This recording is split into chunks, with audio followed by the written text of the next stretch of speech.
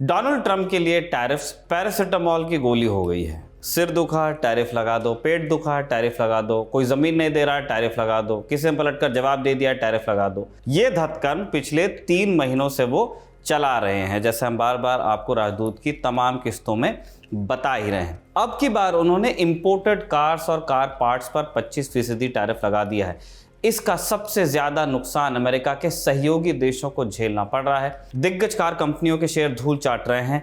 कई देशों ने पलटवार का ऐलान किया है, जिसके चलते ट्रेड वॉर घमासान होती जा रही है। लेकिन ट्रंप ने कार्स पर टैरिफ लगाया क्यों? नुकसान की जद में आने वाले देश इसका जवाब कैसे दे रहे हैं? और भारत पर इसका क्या असर हो सकता है, जहां से पार्ट्स का बड़ा कारोबार होता है, एक्सपोर्ट किया जाता है। भारत की बात आई तो एक और खबर का जिक्र जरूरी हो जाता है। बांग्लादेश की अंतरिम सरकार के चीफ एडवाइजर प्रधानमंत्री की भूमिका में जो है मोहम्मद यूनुस इन दिनों चीन में हैं। 27 मार्च को उन्होंने चीन के राष्ट्रपति शी जिनपिंग से मुलाकात भी की। इस मीटिंग में क्या हुआ और हिंदुस्तान के लिए चिंता की बात क्यों है, आज के शो में हम इस पर भी विस्तार से बात करेंगे। खबर गांव है। नमस्कार, स्वीकार कीजिए निखिल का आप हमारा डेली इंटरनेशनल बुलेटिन राजदूत देख रहे हैं। शुरुआत हम करेंगे बांग्लादेश से।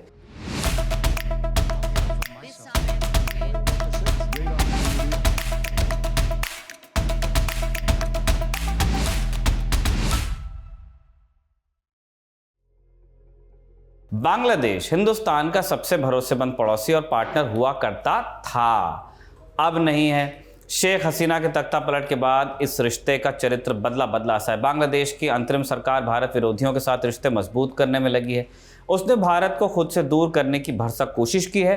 बांग्लादेश में हिंदुओं और हिंदू मंदिरों पर हमले हों, शेख हसीना का प्रत्यर्पण हो या सीमा विवाद, दोनों देशों के बीच कई मौकों पर हॉट टॉक्स हो गई हैं। इसके बरक्स बांग्लादेश और पाकिस्तान, जिसके अत्याचार के चलते बांग्लादेश का जन्म हुआ, ये दो मुल्क एक दूसरे के करीब आ रहे हैं।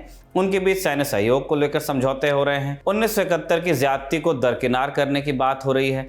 बांग्लादेश की आज़ादी में भारत के योगदान को खारिज किया जा रहा है और इसके चलते बांग्लादेश में भारत के हित कमजोर हुए हैं। इसी कड़ी में बांग्लादेश ने भारत के एक और प्रतिद्वंद्वी की तरफ हाथ बढ़ाया है, चीन। 26 मार्च को मोहम्मद यूनुस का विमान चीन के हेनान में उतरा। बतौर चीफ एडवाइजर ये उनकी पहली बायलैटरल विजिट है। आमतौर पर बांग्लादेश की नई सरकार के मुखिया पहली बायलैटरल विजिट पर हिंदुस्तान आते हैं। यूनुस के प्रेस सेक्रेटरी शफीकुल आलम ने द हिंदू से बातचीत में दावा किया कि यूनुस चीन जाने से पहले हिंदुस्तान आना चाहते थे, लेकिन हिंदुस्तान की तरफ से पॉजिटिव रिस्पॉन्स नहीं मिला। ये कथा अपने आप में अलग ही दिलचस्प है। पिछले कुछ समय से भारत के पड़ोसियों का रुख बदला है। वो फॉरेन विजिट्स के मामलों में भारत के बजाय चीन को तरजीह देते हैं और ये परंपरागत नॉर्म से उलट जा रहा है। कुछ आप एग्जांपल्स ले लीजिए। नवंबर 2023 में मालदीव में सरकार बदली। वहां इंडिया आउट कैंपेन चलाने वाले मोहम्मद मुइज़्ज़ू राष्ट्रपति बन गए और उनका पहला विदेश दौरा तुर्की को हुआ। तुर्की से वो यूएई गए और फिर जनवरी 2024 में उन्हें चीन का न्योता मिल गया।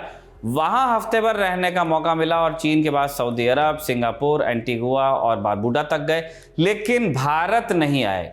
बतौर राष्ट्रपति उनका पहला भारत दौरा जून 2024 में हुआ, जब प्रधानमंत्री नरेंद्र मोदी ने उन्हें अपने शपथ ग्रहण समारोह में बुलाया।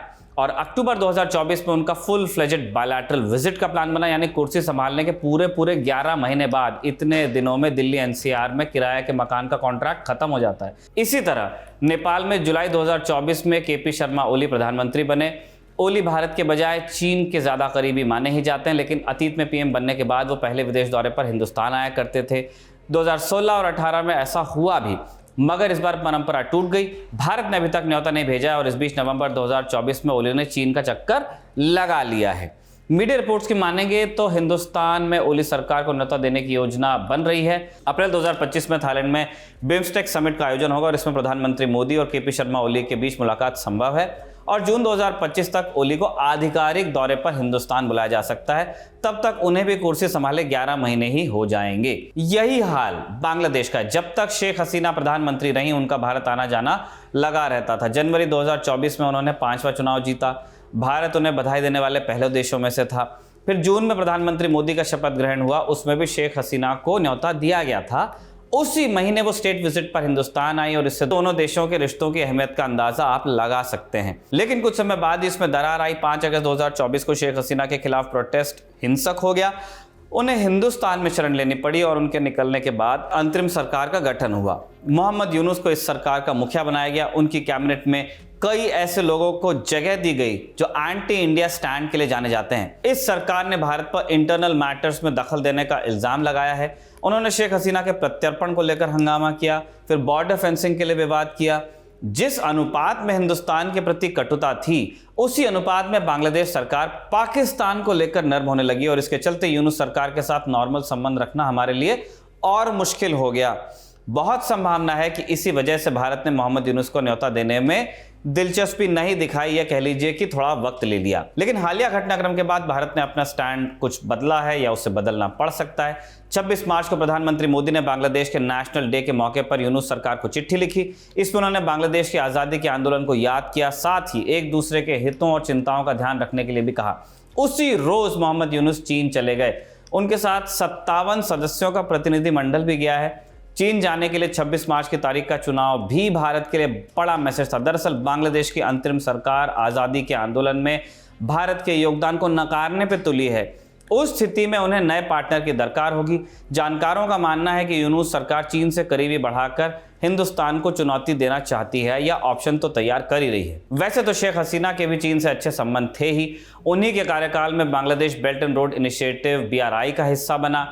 चीन ने बांग्लादेश में अच्छा खासा निवेश किया, लेकिन हसीना के समय में भी भारत का लिहाज रखा जाता रहा। यूनुस के सामने ऐसी कोई बाध्यता नहीं है और जिस तरह के संबंध हालिया दिनों में रहे हैं उसमें ऐसी गुंजाइश भी कम ही दिख रही है। अभी जानते हैं कि यूनुस ने चीन में किया क्या क्या। यूनुस 26 मार्च को चीन के हैनान पहुंचे। 27 को उन्होंने Boao forum for Asia conference में हिस्सा लिया। इस फोरम में एशियाई देशों की चुनौतियों और संभावनाओं पर चर्चा की जाती है। बोआओ फोरम से इतर यूनुस और चीन सरकार के शीर्ष अधिकारियों की मुलाकात भी हुई।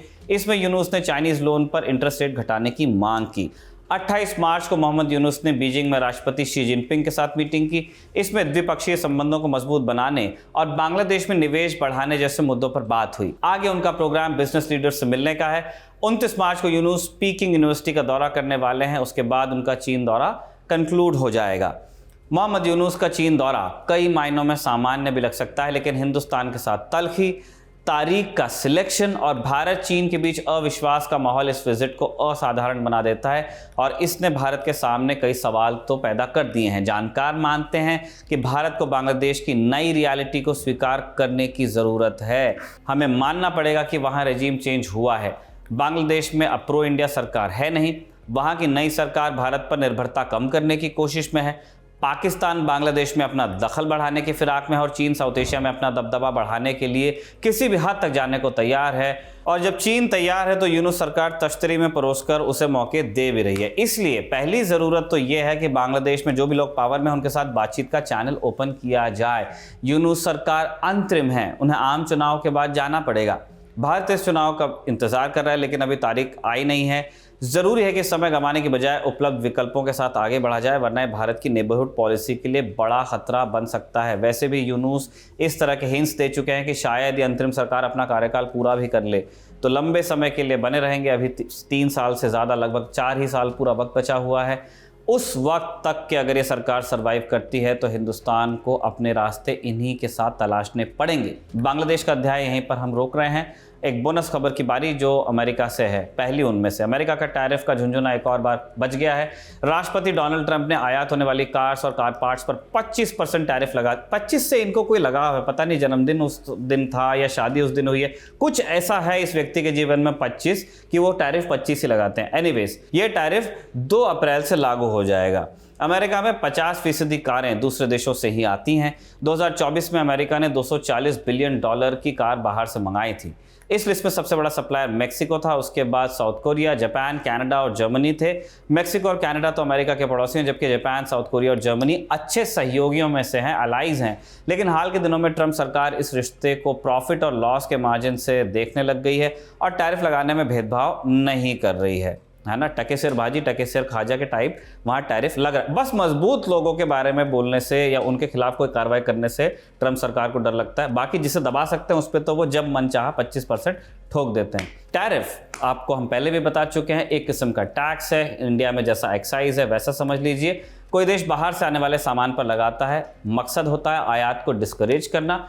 लेकिन टैरिफ के साथ एक दिक्कत ये भी है कि टैक्स आयात करने वाली कंपनी को चुकाना पड़ता है, यानी जो बाहर से इंपोर्ट कर रहा है यहाँ बैठ के उसको देना है। अगर उनके पास कहीं और से प्रोडक्ट लाने का ऑप्शन नहीं है तो उन्हें टैरिफ के साथ समझौता करना पड़ेगा। उस स्थिति में प्रोडक्ट की कीमत बढ़ती है, और प्रोडक्ट की कीमत बढ़ती तो देगा कौन? आप। इंडस्ट्री एक्सपर्ट्स के मुताबिक हालिया टैरिफ के बाद अमेरिका में इंपोर्टेड कार्स की कीमत औसतन $6,000 तक बढ़ सकती है।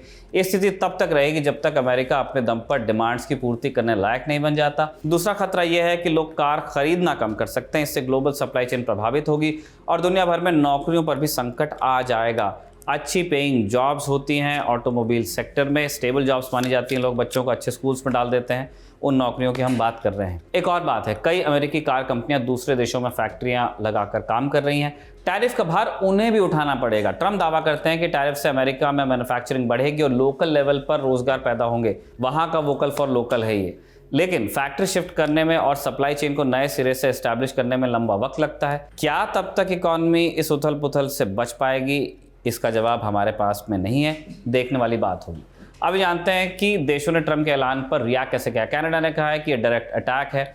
जर्मनी ने हार ना मानने की बात की है। दुनिया के बड़े ऑटोमोबाइल एक्सपोर्टर्स में जर्मनी है, या जर्मन कंपनीज दुनिया भर में जाके काम करती हैं। जर्मनी ने यूरोप के देशों से डटकर सामना करने की अपील की है। उनके लिए बोलना इजी है, उनके पास पैसा भी है। जापान ने चेतावनी दी है कि इसका असर अमेरिका के साथ आर्थिक संबंधों पर पड़ेगा, और चीन ने अमेरिका पर ट्रेड कानूनों के उल्लंघन का इल्जाम लगाया है। अब आते हैं लाख के सवाल पर कि इस टैरिफ का हिंदुस्तान पर क्या असर होगा।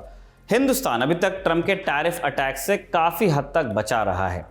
नए टैरिफ का भी उस पर बहुत ज्यादा असर नहीं होगा, क्योंकि भारत अमेरिका में कार के सबसे बड़े निर्यातकों में नहीं है। लेकिन जिन भी कार कंपनियों के यूएस में इंटरेस्ट है उन्हें नुकसान उठाना पड़ सकता है। एक्सपर्ट्स के मुताबिक हाल फिलहाल में सबसे ज्यादा झटका ऑटो पार्ट्स बनाने वाली कंपनीज को लग सकता है, क्योंकि अमेरिकी कार कंपनियों से मिलने वाले ऑर्डर पर निर्भर हैं। ऑटो पार्ट्स की बहुत सारी कंपनियां हिंदुस्तान में रह के काम करती हैं, दुनिया भर की। अब दूसरी खबर की तरफ चलिए। ये भी अपडेट है म्यांमार से। म्यांमार में 7.7 तीव्रता का भूकंप आया। इसके झटके थाईलैंड और चीन तक महसूस किए गए। म्यांमार के कई हिस्सों में भारी तबाही की आशंका है। हुंटा सरकार ने इमरजेंसी मीटिंग बुला ली है। जिस समय हम आपके लिए राजदूत रिकॉर्ड कर रहे हैं तब तक जान माल के नुकसान की सटीक जानकारी बाहर नहीं आई थी, लेकिन बड़ा भूकंप है, नुकसान भी हो सकता है। इसी के साथ आज का राजदूत समाप्त होता है। खबरगांव को लाइक, शेयर और सब्सक्राइब करना भूलिएगा मत। शुक्रिया, शुभ रात्रि। जैसे हम हर बार बताते हैं, आपको इस बार भी बता दें, राजदूत की इस किस्त को अभिषेक ने लिखा और निवेदिता ने रिकॉर्ड किया। आप खबरगांव को देखते रहिए।